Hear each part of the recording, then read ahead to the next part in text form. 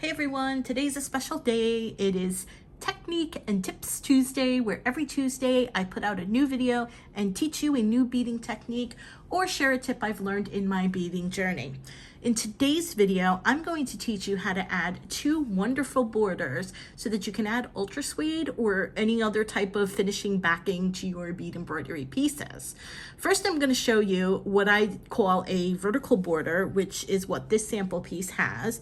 And the holes are vertical to the ultra suede, and this border is great for adding fringe, or as in this piece, a picot edge. And as you can see, the holes go up and down as opposed to the relative to the ultra suede.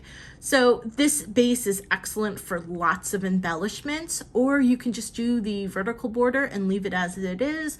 You don't need to have any extra fancies. And the second border that I want to teach you, this is where this is what I call a horizontal border.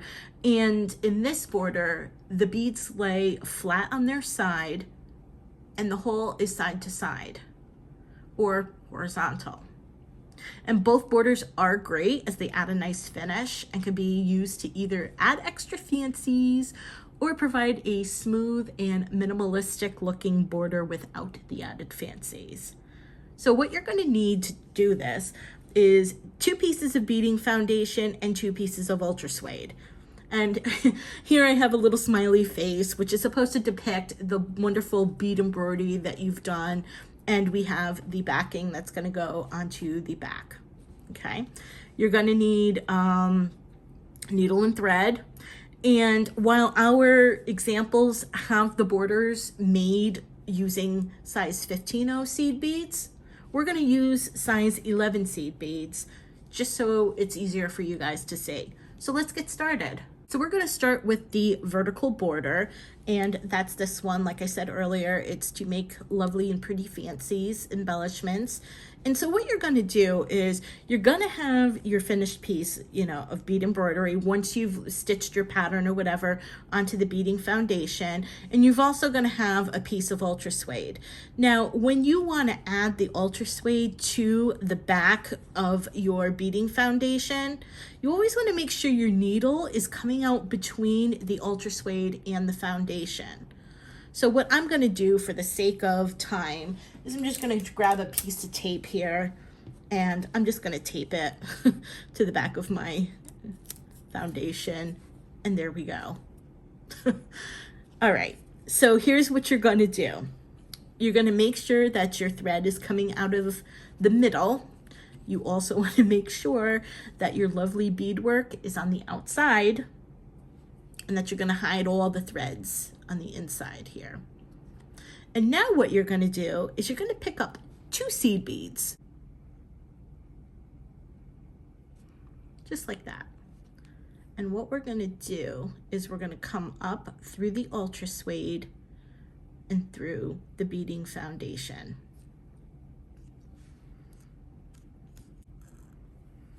And now it looks like your beads are lying horizontal. But what we're going to do is we're going to come up back through this bead like this. So the last bead that we put on, we're going to go back through from the bottom to the top of the bead. And we're going to pull. Mind your thread. And you can see that the bead is sticking up.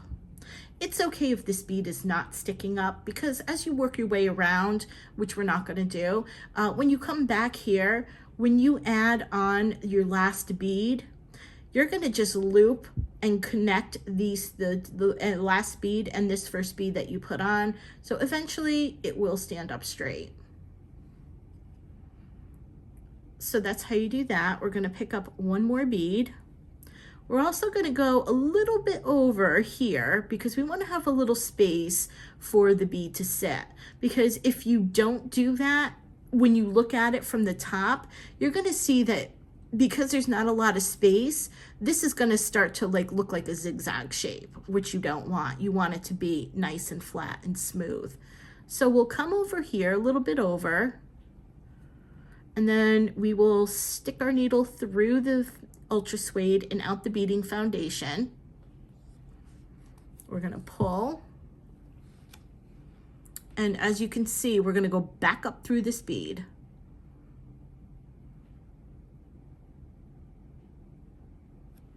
Just like that.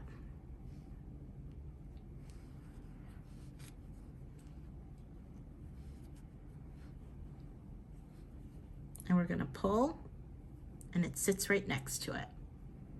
It's a really pretty border. It's a lot of fun. I'll do another one. I'm gonna move over a little bit more.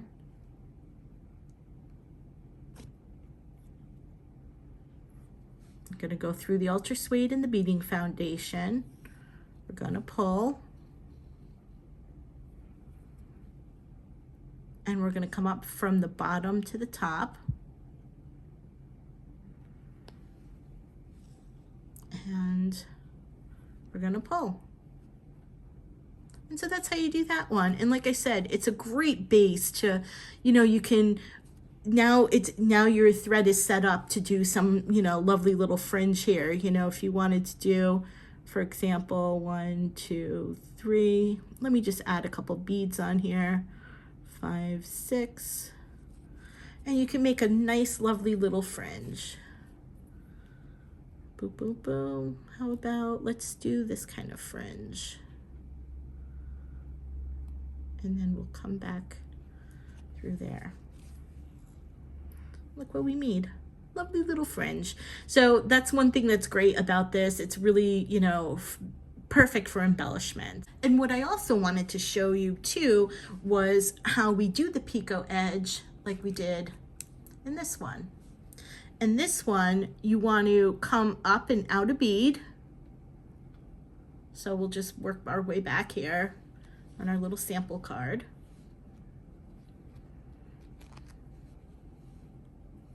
And we're going to pick up 3 seed beads, and we're going to come down the next bead.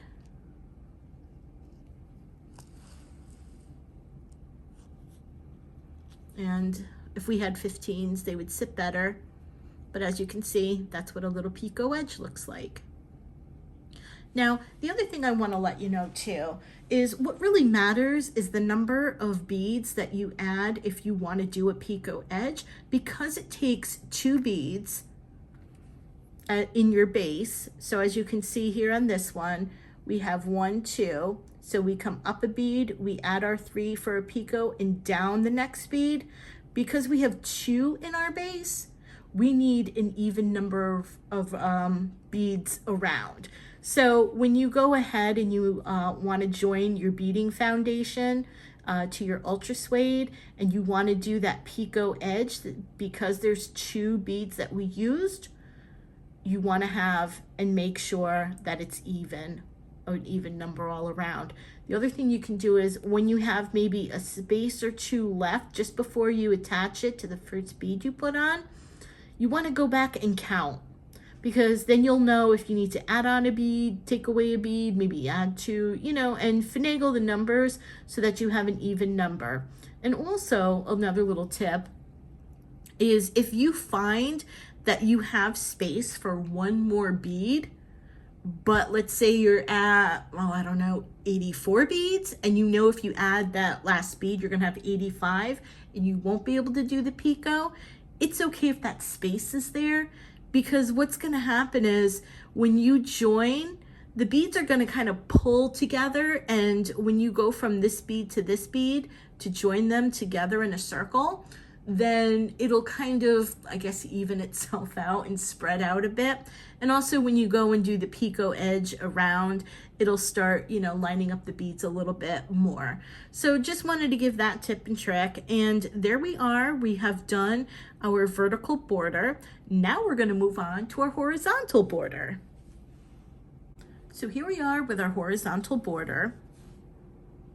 And what we're gonna need is a piece of, you know, beading foundation in our ultra suede. Again, once again, there's my little lovely bead embroidery work. And once again, I'm just gonna grab a piece of tape, because you also wanna have your thread coming out between the ultra suede and the beading foundation. So I'm just gonna tape that there. Oh, my little kitty here. I have a kitty. And we're going to do the same thing. You know, just line up our ultra suede, make sure your beading foundation's on the outside and the ultra suede hides the threads on the inside. And now what we're going to do is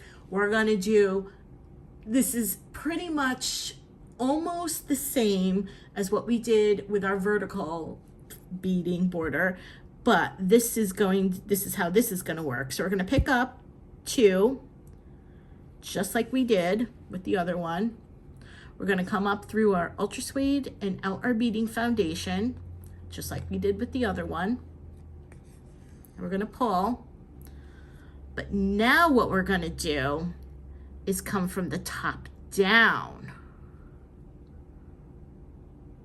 With the other one, we went bottom to top.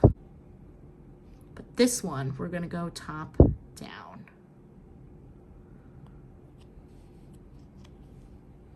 And we're going to pull. Now you can see your thread is coming out and the bead is laying on its side. Remember before how it was sticking up? This one is laying down on its side and the hole is going horizontal. We're going to pick up another bead. We're going to come a little over because we want some room for this bead to sit. I'm going to go through the ultra suede and out the foundation. And we're going to go top down. Top down. And you can see when you look at it from the top, it's pretty much like a clean finish. So there's no holes sticking up. So there's the holes aren't vertical, so you can't do embellishments. And that's one thing I really, really like about this border. It just gives like that clean, minimalistic look. You know, it just ties everything together. You know, no added fancies. I don't know which one is my favorite. I like them both because it depends on what I need it for. So we'll do one more. We'll come through the ultra suede and out the foundation. I really need to buy sharper needles. And we're going to go top down. And we'll pull. And that is how you do that particular stitch. And that's really it. With this one, you don't need to have the even number of beads around like you would with this. You just need to do it until you can, you know, butt up your last bead to the beginning bead that you just put on. And that's how that works. So thank you so much for coming to Technique and Tip Tuesday. I hope to see you next week and enjoy your day. Bye-bye.